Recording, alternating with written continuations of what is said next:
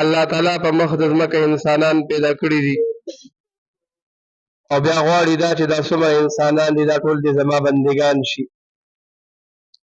او بیا موقع په موقع باندې الله تعالی خپل انبیا مخ د ځمکې ته رالیږلي دي چې د دې بندګانو رهنمایي وکړي دوی ته ښودنه وکړي دوی ته نیغه لار وښیي د هر قوم ته هر پیغمبر راغلی دی او هغوی ته دعوت چلولی دی د آخر زمانې پیغمبر جناب محمد رسول الله صلی الله علیه وسلم امت ته راغلی دی او امت ته د دوی د رهنمایۍ څومره تعلیمات دي دا ټولې مخې ته ایښي دي امت ته تعلیم ورکړی دی او په هر موقع او په هر ځای کې امت ته چې د څه ضرورت و د هغې متعلق بیان یې ورته کړی دی بعضو موقعو کې بیان کړی دی بعضو موقعو کې د خلکو مخکې کار کړی دی بعضو موقعو کې داسې یو کار شوی دی او رسول الله هغې باندې منع نه ده فرمایلي چپ پاتې شوی دی دا ټول د رسول الله صلی الله علیه وسلم سنت دي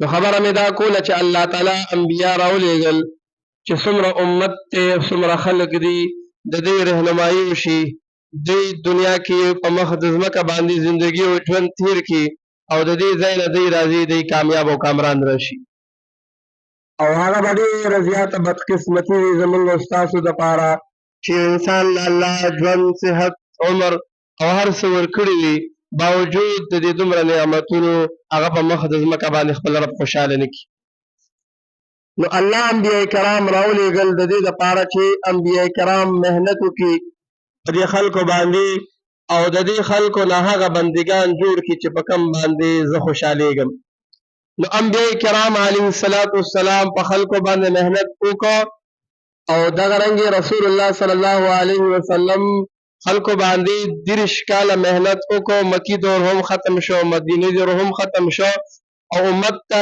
مخې ته د سالم اسلام خلاصه مخې ته کېښودله چې ای امته د ورځ در قیامته پورې څومره خلک پیدا کېږي د ټولو دپاره راغونډ شوی دین چې د ورځ در قیامته پورې څومره انسانان پیدا کېږي دا ټول انسانان به د دې دین محتاج وي په دې دین باندې به چلیږي نه د دې نه پس نوی دین راځي نه د دې نه پس نوی پیغمبر به راځي د ورځ در قیامته پورې هم دا یو اسلام دی یو قرآن دی یو پیغمبر دی نو رسول الله صلی الله علیه وسلم چې کومه ذمهداري وه هغه د ذمهدارۍ حق ادا کړ او بیا یو موقع کې د حجة الوداع په موقع باندې رسول الله صلی الله علیه وسلم د صحابه کرامو نه تپوس هم کوي ما تاسو ته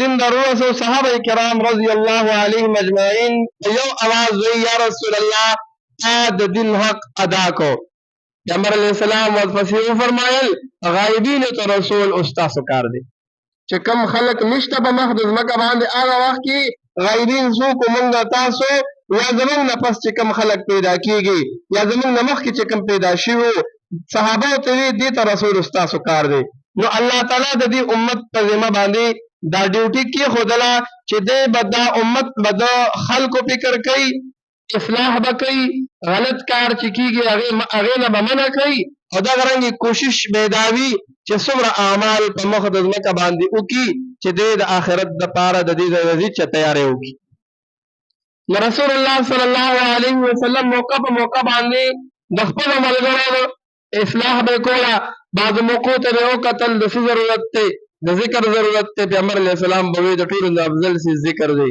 بعضو موقعو کې به جهاد ضرورت و پیغمبر علیه السلام به وایي افضل څیز جهاد دی بعضو موقعو کې به یې خلک ولیدل چې خلک د مور پلار نافرمانه دی په هغې کې به یې د ټولو نه لوی نیکي د مور پلار خدمت دی رسول الله صلی الله علیه وسلم د خپلو ملګرو او د ورځ در قیامته پورې څومره خلک راځي هغوی یې مخې ته یو دین کېښودو یو مذهب یې والا کېښودو د ژوند د تېرولو یو قانون یې والا مخې ته کېښودو چې تاسو په دې زندګي او ژوند تېروئ دا چې کوم آیات شریفه مالوستې وه رسول الله صلی الله علیه وسلم د هغې متعلق هم بله خبرې کړي دي چې ولې تاسو په هر موقع باندې که هر ځای کې نو تاسو به رښتیا وینا کوئ نه به دروغ وایئ نه به د دروغو حمایت کوئ، نه به د دروغو ملګرتیا کوئ.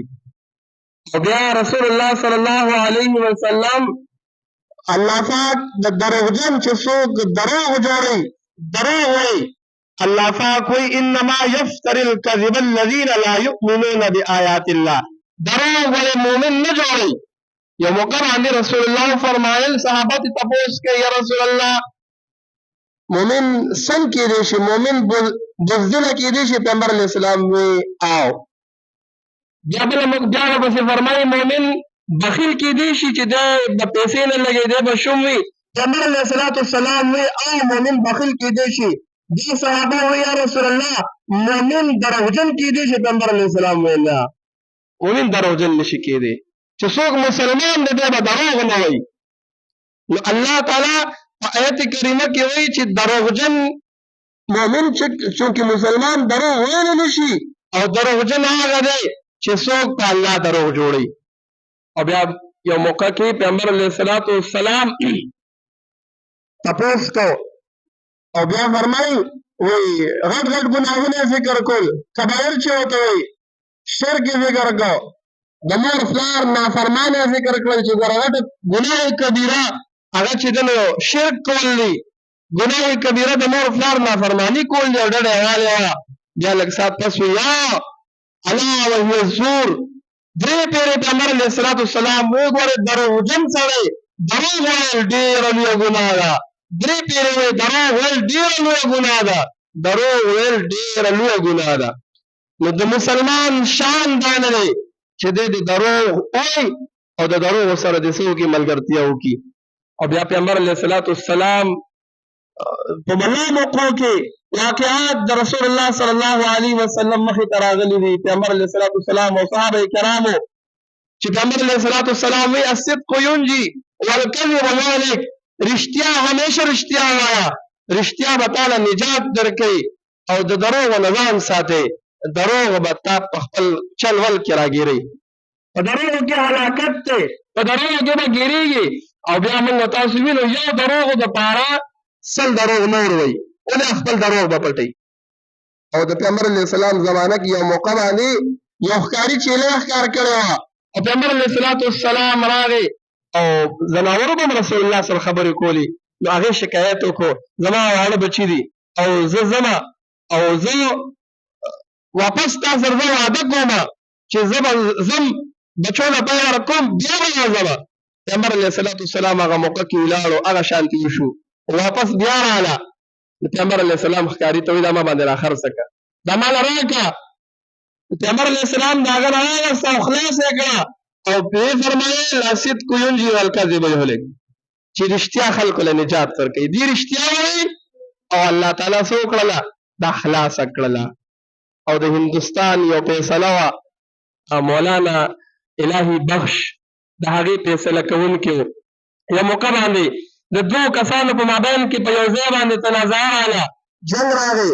یو مسلمان دی او بل طرف ته هندو دی. مسلمان وایي دا ځای زما دی، هندو وایي دا ځای زما دی. نو مسلمان وایي چې اوس خو کیس عدالت ته لاړو او په دې عدالت باندې په دې جج باندې دباو راوستل غواړي چې دې څه وکړي زما په حق کې فیصله وکړي. نو مسلمان اعلان وکړو وایي دا ځای زما دی او که چېرې دا ځای ما ته میلاو شو زه به په دې ځای جومات جوړوم. خوا طرف ته هندو حیران شو چې ما سره خو ګوته وکړله، ولې مخکې زما ته د فیصله وه، اوس ده دا خبره وکړله نو د ځان سره نور مسلمانان په حمایت کې واغستېدل. اوس به ټول خلک وایي چې جومات دې پې جوړ شي، زه خو یوازې شم. نو هغه اعلان وکړو وایي دا ځای زما و، چونکې زمونږ خبره چلېږي نو دا ځای زما دی او که چېرې دا ځای ما ته میلاو شو زه به په دې ځای باندې خپله ګرجه جوړوم. نو خبره اول د دوو کسو وه، بیا د دوو مذهبونو شوله. مسلمانان یو طرف ته ټول مسلمانان د مسلمان سره ودرېدل، هغوی دا وایي چې په دې ځای د جومات جوړ شي.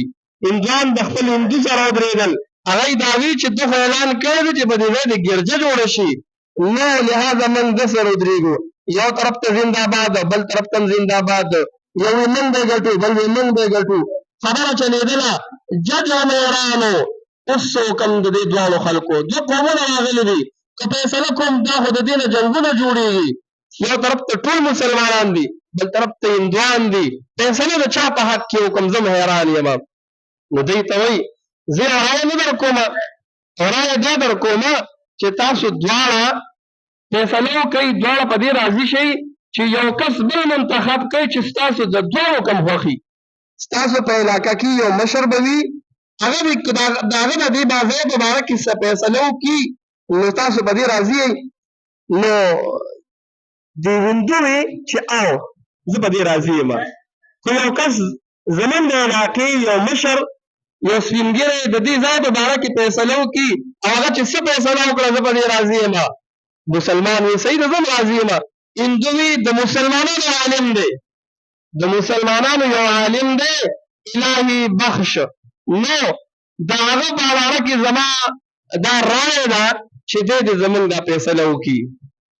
نو مسلمانان ډېر خوشحاله شو، زنده آباد زنده آباد. ولې چې فیصله زموږ د مولا په لاس کې شو، د عالم په لاس کې شو، نو عالم بچرې دا ونه ویل چې په دې ځای د ګرجه جوړه شي، ابو چې په دې ځای خو د جومات جوړ شي. ولې جومات خو د ټولو مسلمانانو د عبادت ځای دی، نو هغه وی بس موږ خو کیس وګاټو. ولې فیصله خو عالم نه لاړه، او عالم خو به ګرجه نه جوړوي، هغه به د جومات جوړوي. هندوان خفه شو خپلو کې چې دا زموږ دیوالګري څه چل وکړه یار، دا ولې داسې فیصله وکړله، دا خو داسې فیصله وکړه چې فیصله یې د اوس نه کیس هغه له ورکړو. ولې هغه خو عالم دی، هغه خو جومات نه خوښوي، هغه خو به ګرجه خوښوي. نو خبره عدالت ته راله او علما مولانا صاحب چې کوم الهي بخش سپینګیره عالم و دې عدالت ته راوغوښتو او جج صاحب ورته وایي مولانا صاحب ته خبرې دا فیصله دغه شانتې ده، په دې اصولو په دې لارو باندې را روانه ده. مسلمانان وایي زه پې جومات جوړوم او هندوان وایي موږ پې ګرجه جوړو، او دې دواړو په تا فیصله کړې ده چې دی دې زموږ په حق کې فیصله وکړي. نو خو سوچ وکړه، خو بیا هغې نه پس چې ده نو څه وکړه چې درته پته وي رښتیا ووایه چې دا ځای د چا و. نو مولانا الهي بخش اعلان وکړو ورته وي داسې کار دی ما ته پته ده، زه د دې خبر یم چې دا ځای د مسلمان نه دی، دا ځای د هندو دی. مسلمانان چوف کېناستې، دا څه چل وشو، هغه کیس خو هغه بل الټه کړو.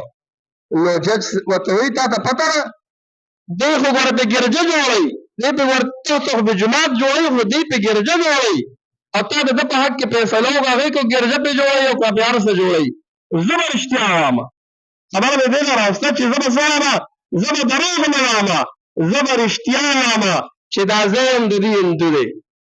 نو عدالت خو فیصله واوروله، فیصله یې د هندو په حق کې واوروله او یو ټکې راسره بل وایي نن اسلام وګټله او مسلمان بایله.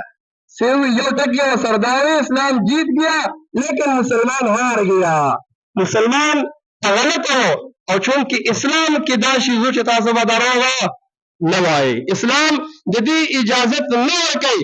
اگر کو ستا ډېر تاوان کېږي ته به دروغ نه وایي، اگر کو ستا پکې ډېره فایده کېږي بیا به هم دروغ نه وایي. دې طرف ته مه ګوره چې دې طرف ته مې پلار دی نو که رښتیا وایم نو بیا مې تاوان دی، دې طرف ته مې بچي دي که رښتیا وایم بیا مې تاوان دی، دې طرف ته مې کاروبار دی که په دې کې رښتیا وایم بیا مې تاوان دی، دې طرف ته مې عدالت کې کیسونه فیصلې دي که په هغې کې زه رښتیا وایم بیا مې تاوان دی.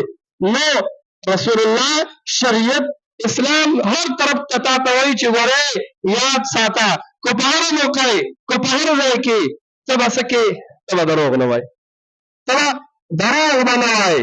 نن موږ تاسو وګورو څومره ډېر دروغ او بعضو موقعو کې دروغ خو د محفل د خوشحالانو دپاره یو ګاډیوالي دی، څه خبرې وکړي چې ورګه زما د ملګري څه وشي نو وخاندي، د بل د خندا دپاره د بل د خوشحالولو دپاره یو فرضي کیسه یې جوړه کړي او بیا خلک وخاندي.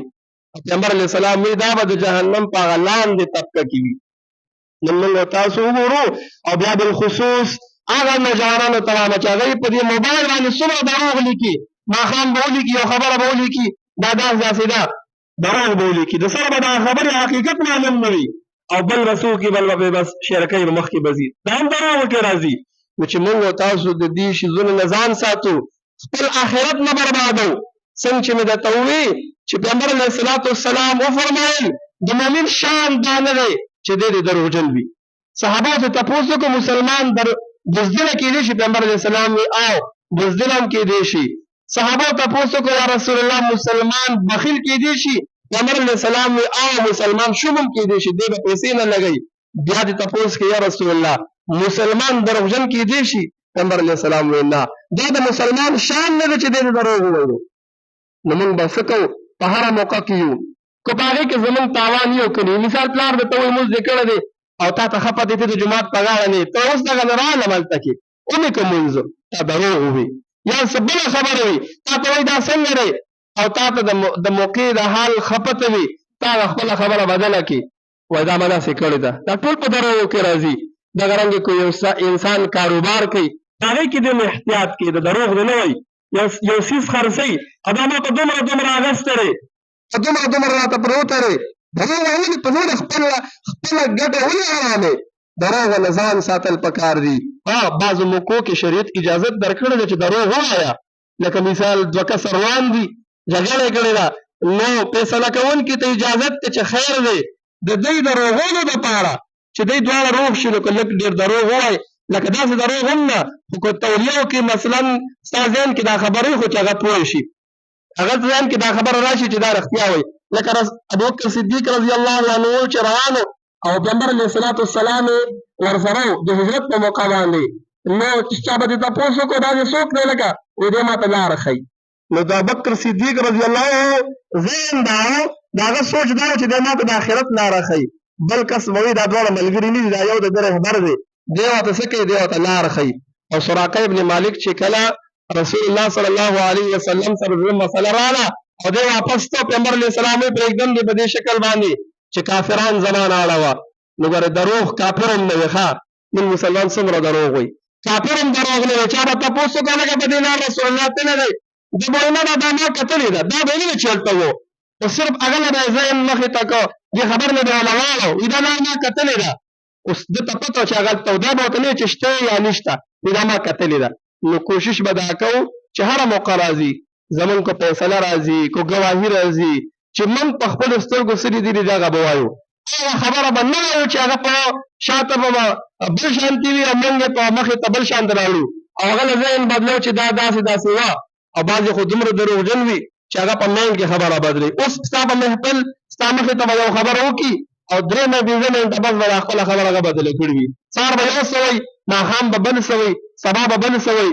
ولې ځان له خپل آخرت برباد کړو، په خپل ژوند باندې سوچ وکړو، خپل آخرت ځان له جوړ کړو. دنیا خو هسې هم ختمېدونکې ده، موږ سره به ور هېڅ هم نه وي. نن که موږ د خلکو د خوشحالولو دپاره یا د بل دپاره موږ دروغ ووایو نو موږ به ځان له خپل آخرت برباد کړو. الله دې د عمل کولو توفیق را نصیب کړي. واخر دعوانا الحمدلله رب العالمین. دعا وکړئ الحمدلله رب العالمین والعاقبة للمتقین والصلاة والسلام على رسوله محمد وآله وأصحابه أجمعين. الله چې سم واورېدل د عمل توفیق را نصیب کړي. الله موږ